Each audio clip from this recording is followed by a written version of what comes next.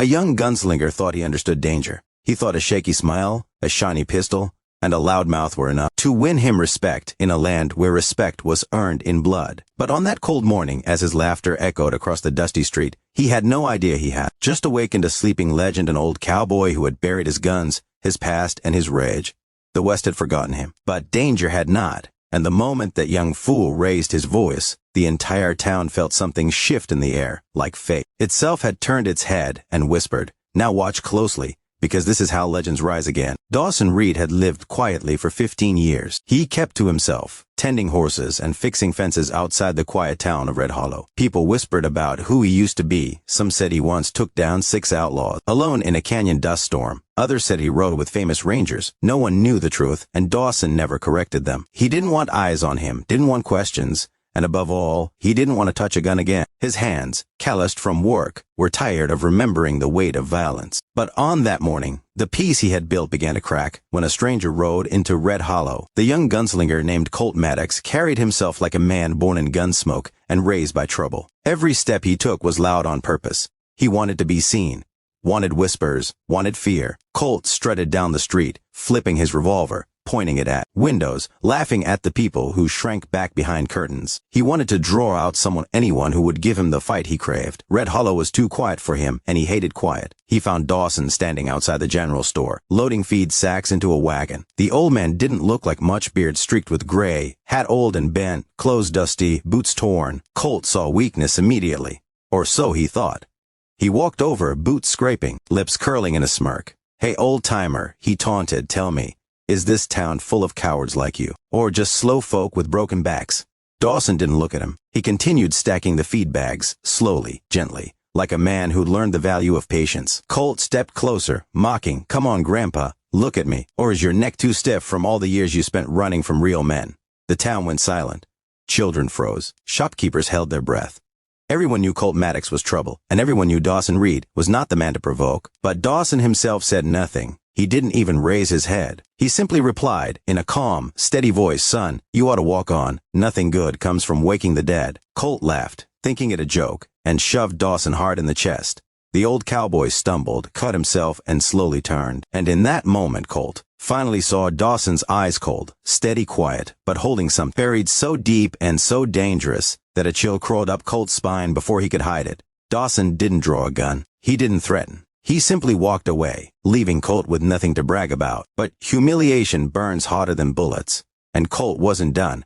He wanted dominance. He wanted fear. And most of all, he wanted to prove that the old legends no longer mattered in a new, violent West. So he followed Dawson to the edge of town, shouting insults, daring him to fight, daring him to show the ghost the town whispered about. "Come on, old man," Colt yelled. "Show me why they used to fear you. Or are you just a myth who forgot how to draw?" Dawson kept walking, refusing the bait, until Colt fired a shot at Dawson's feet.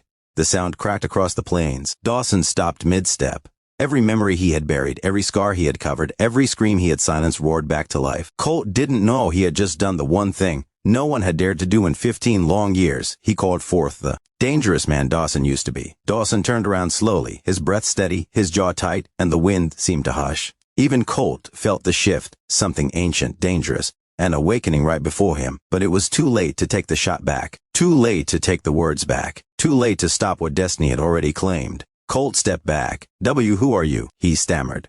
Dawson finally answered him, voice low and quiet. "The last man you should have woken." Chapter 2 begins with the sun slipping behind the hills, painting the empty street in red dust and long shadows. The whole town gathered silently, knowing something inevitable was coming. Colt Maddox, loud all morning, was suddenly quiet, his bravado thinning as he paced near the saloon. He hadn't expected things to go this far. He didn't expect the town to whisper one name, Reed. Dawson Reed. Inside the saloon, Colt's hands trembled as he tried to steady his nerves with whiskey, but the drink only made his mind race faster.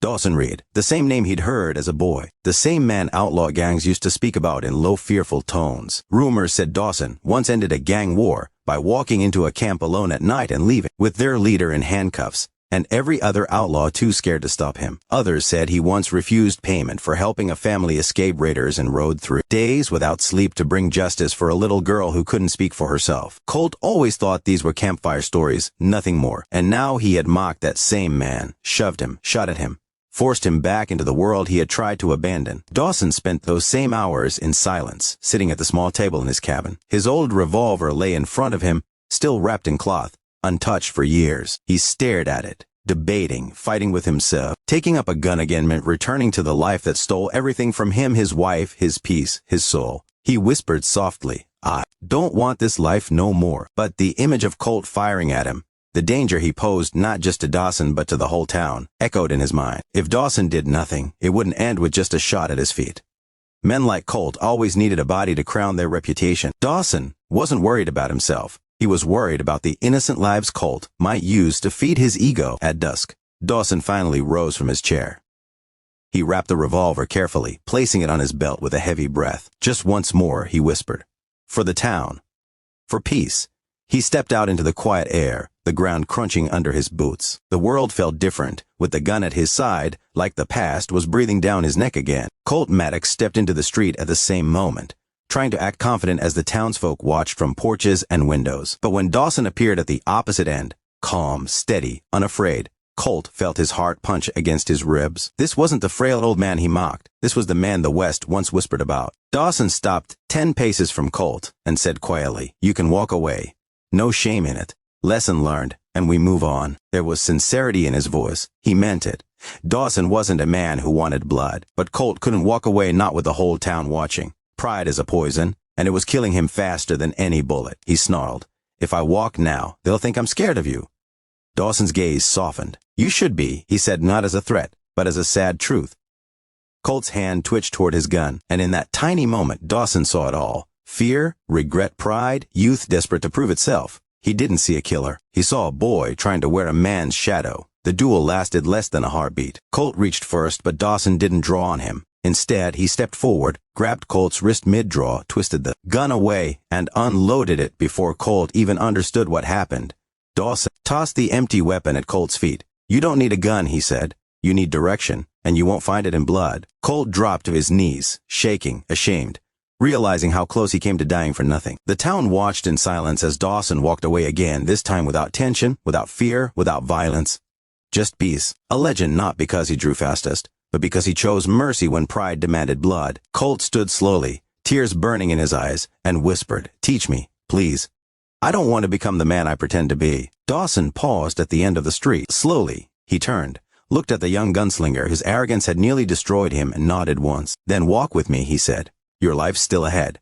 Let's make sure it's worth something." And for the first time in a long time, the West didn't whisper Dawson Reed's name in fear, but in respect. And Colt Maddox, formerly a reckless boy chasing danger, found the father, mentor, and path he'd never known he needed. The legend wasn't awakened for destruction. He was awakened to guide someone away from it. And peace, finally, returned to Red Hollow.